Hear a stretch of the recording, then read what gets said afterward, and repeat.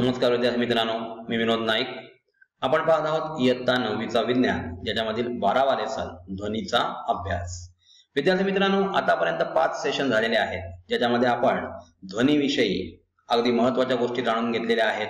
ध्वनीचा वापर कशा प्रकारे केला जातो, किंवा श्राव्यातील किंवा अवश्राव्य ध्वनी म्हणजे काय, मानवी कान किती हर्ट्जचे ध्वनी ऐकू शकतो, आणि त्याचप्रमाणे विद्यार्थी मित्रांनो आपण बघितलेलं आहे की या ज्या ध्वनीचा वापर आहे, श्राव्यातील ध्वनीचा वापर आहे, त्याचा वापर करून आपण निनाद म्हणजे काय, रिव्हर्बरेशन म्हणजे काय बघितलं, आणि तो मिनिमाइज करण्यासाठी कोणत्या प्रकारच्या गोष्टी वापरल्या जातात त्याच्याविषयी सुद्धा आपण अभ्यास केलेला आहे.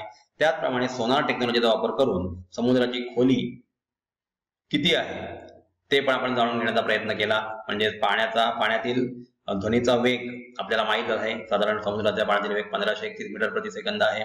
त्याचा वापर करून आपण सोनार टेक्नॉलॉजीद्वारे जहाज जे पाण्यावरून चाललेलं आहे त्याच्या खाली किती खोल भाग आहे, जेणेकरून आपलं जहाज व्यवस्थित जाईल, म्हणजे ते कोणत्याही चिखलामध्ये रुतणार नाही, याचा अभ्यास करण्यासाठी सोनार टेक्नॉलॉजीचा वापर केलेला आहे, तो आपण बघितला. त्याचप्रमाणे आपण बघितलं की सोनोग्राफी या टेक्नॉलॉजीचा वापर करून शरीरांतर्गत चाललेल्या ज्या गोष्टी आहेत, काही जंतुसंसर्ग झालेला असेल, काही हाड मोडला असेल, किंवा इतर गोष्टी, किंवा गर्भ, स्त्रीच्या पोटामध्ये असलेला गर्भ व्यवस्थित वाढतो की नाही हे बघण्यासाठी सुद्धा सोनोग्राफीचा वापर कसा केला गेला याच्याविषयी आपण जाणून घेतलेला आहे.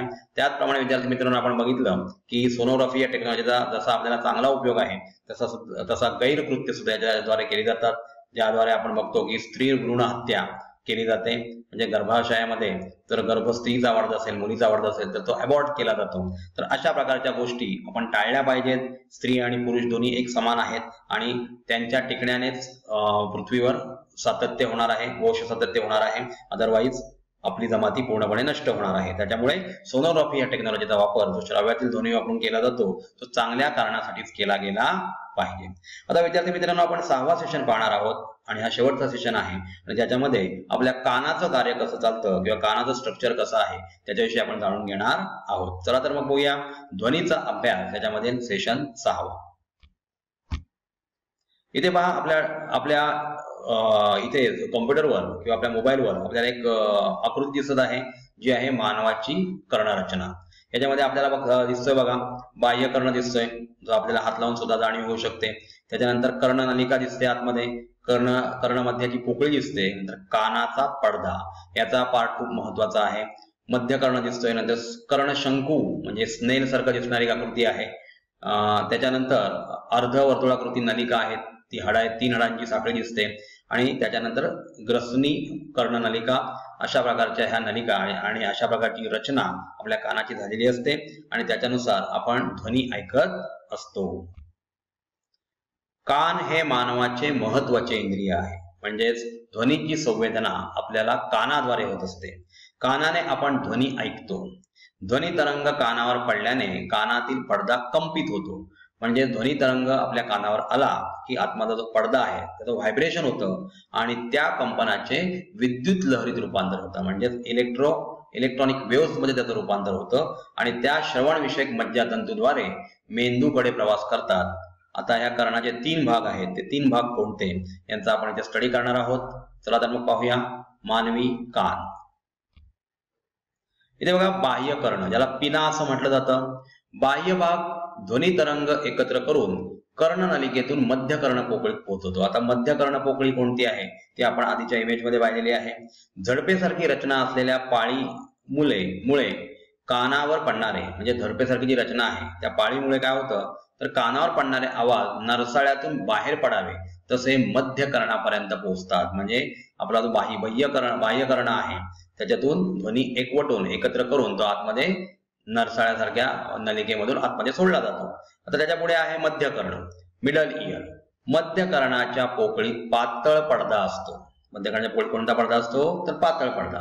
जेव्हा माध्यमातील संपीडन म्हणजे मीडियम मधलं जे संपीडन, कॉम्प्रेशन इथे पोहोचतं, तेव्हा तो पडद्याच्या बाहेरील दाब वाढवतो आणि कानाचा पडदा आत ढकलतो. तसेच जेव्हा विरलन म्हणजे आपलं बोलणं बंद झालेलं आहे, आता विरलन तयार झालेले आहे, त्यावेळेला हे विरलन पडद्यापाशी पोहोचते तेव्हा पडद्याच्या बाहेरील दाब कमी होतो व पडदा बाहेरच्या बाजूने ढकलला जातो. यामुळे या प्रकारे ध्वनी तरंगामुळे पडद्याचे कंपन होते आणि आपल्याला माहित आहे की कंपनामुळे ध्वनी निर्मिती होते आणि अशा प्रकारे कार्य मध्य कर्णामध्ये चालत असतं.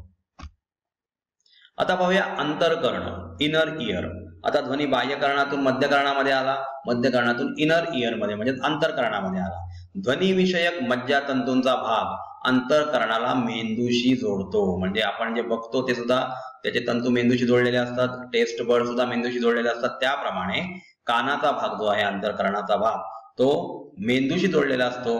आता अंतरकर्णात गोगलगाईच्या शंखाप्रमाणे चक्राकार पोकळी असते, तिला कर्णावर्त म्हणतात. आपल्याला बघा त्या इमेज मध्ये दिसते, स्नेल सारखं दिसणारे एक स्ट्रक्चर आहे, तिला कर्णावर्त असं म्हटलं जातं.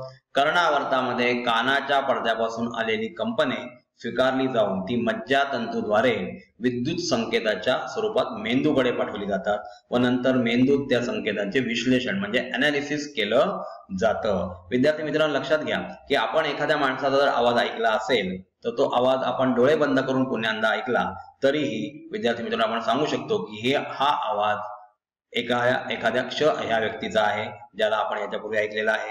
कारण अशा प्रकारचे आवाज आपल्या मेंदूमध्ये विद्युत लहरींद्वारे स्टोअर केलेले असतात आणि त्याला परत एकदा सर्च केला जातो. आता आपल्याला महत्वाचं काय आहे ते तर अंतरकर्ण, बाह्यकर्ण, मध्यकर्ण किंवा अंतरकर्ण यांचं कार्य कसं चालतं. विद्यार्थी मित्रांनो लक्षात घ्या, आपण जेव्हा विमानाने प्रवास करत असतो त्यावेळेला हवेचा दाब कमी झाल्यामुळे पडद्यावर सुद्धा त्याचा परिणाम होतो आणि पडदा थोड्याफार प्रमाणात बाहेरच्या बाजूने झुकतो. तो कानातून बाहेर येत नाही परंतु कान आपला दुखायला लागतो, याचं कारण पडद्यावरचा प्रेशर कमी होतो. त्याचप्रमाणे आपण बोलत असताना संपीडन आणि विरलन होत असल्यामुळे जो पडदा असतो मध्य कर्णामध्ये असलेला पडदा त्याचं काय होत असतं, व्हायब्रेशन होत असतो, तो आतमध्ये बाहेर असा ढकलला जात असतो आणि त्याच्यामुळे ध्वनीची संवेदना होते ती अंतरकर्णामध्ये मेंदूला विद्युत संकेताच्या स्वरूपात पाठवली जाते आणि तिथे त्या संकेताचे म्हणजे त्या सेन्सचे अनालिसिस होत असते. कान हे ऐकण्याचे व शरीराचा तोल सांभाळणारे महत्वाचे ज्ञानेंद्रिय आहे. बघा कानाचे दोन उपयोग आहेत, ते म्हणजे शरीराचा तोल सांभाळणे किंवा ऐकणे, या दोन्ही गोष्टी इथे होत असतात. कान स्वच्छ करण्यासाठी विद्यार्थी मित्रांनो लक्षात घ्या, कानात कोणतीही काडी टोकदार वस्तू घालू नये, तसेच इयरफोनच्या साहाय्याने मोठ्या आवाजात गाणे ऐकू नये आणि त्यामुळे अशा प्रकारची गाणी ऐकत असताना कानातील पडद्याला गंभीर इजा होऊ शकते आणि कायमस्वरूपी बहिरेपणा आपल्याला येऊ शकतो आणि म्हणून कानाविषयी ह्या गोष्टी फार महत्वाच्या आहेत. विद्यार्थी मित्रांनो लक्षात घ्या, आपण बघतो की गार्डन मध्ये काही कान कोरणारे म्हणजे कानातून मळ काढणारे लोक येत असतात, त्यांच्याकडून कधीच कान कोरून घ्यायचा नाही. याचं कारण ते आपल्या कानामध्ये काहीतरी टोकदार वस्तू घालत असतात आणि आपल्याला कुठे लागतं की नाही ते फक्त आपल्याला सेन्स होत असतो आणि म्हणून दुसऱ्या एखाद्या व्यक्तीकडून अशा प्रकारचा मळ काढून घ्यायचा नसतो. म्हणजेच कोणतीही टोकदार वस्तू किंवा काडी आपल्या कानामध्ये जाणार नाही याची खबरदारी आपल्याला घ्यायची आहे. त्याचप्रमाणे विद्यार्थी मित्रांनो सांगितलं की इयरफोनच्या साहाय्याने मोठ्या मोठ्या आवाजात गाणी ऐकायची नाहीत आणि त्याच्यामुळे आपल्या पडद्याला, कानाच्या पडद्याला गंभीर इजा होऊ शकते आणि कायमचा बहिरेपणा सुद्धा विद्यार्थी मित्रांना येऊ शकतो. इथे पहा काही उदाहरणं दिलेली आहेत सोडवलेली. 5 किलोहर्ट्झ वारंवारिता व 25 सेंटीमीटर तरंग लांबी असलेल्या ध्वनीला 1.5 किलोमीटर अंतर पार करण्यासाठी किती वेळ लागेल. आता इथे सर्वात महत्वाची गोष्ट आपण बघूया, 1.5 किलोहर्ट्झ याचं रूपांतर आपण हर्ट्झ मध्ये करूया SI युनिट मध्ये. त्याच्यासाठी आपल्याला त्याला 1000 म्हणजे 10⁻³ याने गुणावं लागेल. त्याचं रूपांतर हर्ट्झ मध्ये झालं. तरंग लांबी त्यांनी सेंटीमीटर मध्ये दिलेली आहे, SI पद्धतीमध्ये मीटर मध्ये जर कन्वर्जन करूया 25 ला 100 ने भागावं लागेल आणि त्याच्यानंतर आपल्याला 0.25 मीटर म्हणजे सेंटीमीटरचं रूपांतर मीटर मध्ये केलं. 1.5 किलोमीटरचं रूपांतर सुद्धा आपण मीटर मध्ये करूया म्हणजे 10⁻³. 1 किलोमीटर म्हणजे 10⁻³ म्हणजे 1000 मीटर, म्हणून 10⁻³ याला घातांक याने गुणलेला आहे म्हणजे त्याचं आता अंतर 1.5 गुणिले 10⁻³ मीटर आलेला आहे. आता आपल्याला टी काढायचा आहे, वेळ काढायचा आहे. ध्वनीचा वेग बरोबर वारंवारिता गुणिले तरंग लांबी हे आपलं सूत्र आहे. आता बघूया व्ही बरोबर न्यू त्यांनी दिलेला आहे वारंवारिता 1.5 गुणिले 10⁻³ लॅम्बडा म्हणजे तरंग लांबी 0.25, या दोघांचा गुणाकार झाला 0.375 गुणिले 10⁻³ म्हणजेच आपण ह्याचं रूपांतर मीटर प्रति सेकंदामध्ये केलं. 10⁻³ म्हणजे 1000 ने त्याला गुणलं तर 375 मीटर प्रति सेकंद इतका त्याचा वेग आहे. वेळ बघा, वेळ काढण्यासाठी अंतरछेद वेग हे सूत्र इथे वापरलेलं आहे. टी बरोबर एस छेद व्ही. एस म्हणजे अंतर, डिस्टन्स. 1.5 गुणिले 10⁻³ मीटर इतका अंतर त्याने कापलेलं आहे आणि 375 त्याचा वेग आहे मीटर प्रति सेकंद. म्हणजे 1500 1.5 ला जर आपण 1000 ने गुणलं, 10⁻³ म्हणजे 1000 तर गुणलं तर त्याचं उत्तर येतं 1500. कारण एक पॉईंट आहे त्यामुळे 15000 आलेला आहे. त्याचा एक पॉईंट कट केला की 1500 म्हणजे 1500 येतं. तर 375 ने भागलं की 4 सेकंद इतकं त्याचं उत्तर येतं. म्हणजे ध्वनीला 1.5 किलोमीटर अंतर पार करण्यासाठी 4 सेकंद लागतील हे ते सिद्ध होतंय. दुसरा एक क्वेश्चन आहे. सोनारच्या साहाय्याने समुद्रातील पाण्यामध्ये ध्वनी तरंग प्रक्षेपित केल्यानंतर 4 सेकंदांनी प्रतिध्वनी प्राप्त झाला तर त्या ठिकाणी समुद्राची खोली किती असेल? आता समुद्राचा पाण्यातील वेग आपण पहिला तक्ता बघितला त्याप्रमाणे साधारण 1550 मीटर प्रति सेकंद आहे हे आपल्याला माहितच आहे. समुद्रातील पाण्याचा वेग हा वेग तुम्हाला परीक्षेमध्ये दिलेला असतो. समुद्रातील पाण्यामध्ये ध्वनीचा वेग 1550 मीटर प्रति सेकंद. प्रतिध्वनी ऐकू येण्यासाठी लागणारा कालावधी हा 4 सेकंदाचा आहे. आता ध्वनी तरंग समुद्राच्या तळापर्यंत जाण्यास लागलेला कालावधी म्हणजे जाऊन यायला 4 सेकंद लागतात. म्हणजे जायला 2 सेकंद आणि यायला 2 सेकंद, अर्धा वेळ आहे. आता वेग बरोबर अंतरछेद वेळ हे सूत्र आपल्याला माहित आहे.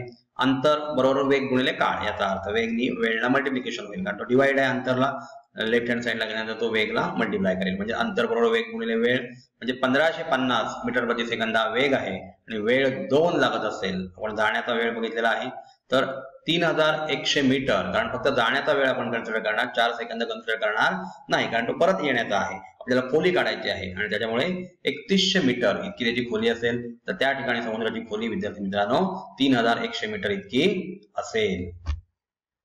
त्याच्यानंतर तिसरं क्वेश्चन बघा. 1 सेंटीमीटर तरंग लांबी म्हणजे लॅम्बडा दिलेला आहे 1 सेंटीमीटर, याचं रूपांतर आपण मीटर मध्ये करणार आहोत. त्यासाठी त्याला 100 ने डिवाइड करावं लागेल. 1/100 म्हणजे 1/10⁻². तो जेव्हा न्यूमरेटरला येईल तेव्हा तो 10⁻² मीटर होईल. ध्वनी तरंग 340 मीटर प्रति सेकंद म्हणजे वेग दिलेला आहे 340 मीटर प्रति सेकंद. तर याची वारंवारिता काढायची आहे म्हणजे आपल्याला न्यू काढायचा आहे. सूत्र आहे व्ही बरोबर न्यू गुणिले लॅम्बडा. म्हणजे न्यू बरोबर व्ही छेद लॅम्बडा. लॅम्बडा मल्टिप्लाय आहे, पलीकडे गेल्यावर तो डिवाइड होईल. 340 छेद 1 गुणिले 10⁻² म्हणजे 340 वजा 2 न्यूमरेटरला आल्यावर अधिक 2 होईल आणि त्याच्यामुळे 10⁻² म्हणजे 100. 340 गुणिले 100 म्हणजे झाले 34000 हर्ट्झ. म्हणजे ही वारंवारिता 20000 हर्ट्झ पेक्षा जास्त असल्याने तो ध्वनी मानवाला ऐकू येणार नाही. कारण मानवी कानाची क्षमता 20 ते 20000 हर्ट्झ इतकीच आहे. 34000 हर्ट्झ म्हणजे 20000 हर्ट्झ पेक्षा जास्त होतात आणि म्हणून अशा प्रकारचा ध्वनी मानवाला ऐकू येणार नाही. सोनारचे तंत्रज्ञान पहिल्या महायुद्धात शत्रूच्या पाणबुड्या शोधण्यासाठी विकसित केले गेले होते. विद्यार्थी मित्रांनो हे लक्षात घ्या. हे तंत्रज्ञान हवेतही वापरता येते. वटवाघुळे याच तंत्राचा वापर करतात हे तुम्हाला पहिलेच सांगितलेलं आहे आणि आपल्या वाटेतील अडथळ्यांची माहिती मिळवतात व अंधारात ते सहजपणे उडू शकतात. तर अशा प्रकारे विद्यार्थी मित्रांनो या शेवटच्या सेशन नंतर आपल्याला असं कळलं की मानवी कान कशा प्रकारे कार्य करतो. त्याचप्रमाणे आपण काही क्वेश्चन्स उदाहरणं सोडवली आणि त्याच्यानंतर सोनार टेक्नॉलॉजीचा वापर म्हणजे वटवाघूळ जे आहे ते सोनार टेक्नॉलॉजीचा वापर करतो आणि पाणबुडीचा शोध घेण्यासाठी दुसऱ्या महायुद्धात सुद्धा अशा प्रकारची सोनार टेक्नॉलॉजी वापरली होती हे आपण जाणून घेतलं. विद्यार्थी मित्रांनो अशा प्रकारे हा लेसन आपल्याला व्यवस्थित समजला असेल अशी मी आशा करतो. आपल्याला काही क्वेरीज असतील तर त्या तुम्ही आम्हाला विचारू शकता. आमचे तज्ञ शिक्षक आपल्याला त्याचं योग्य उत्तर देतील. धन्यवाद.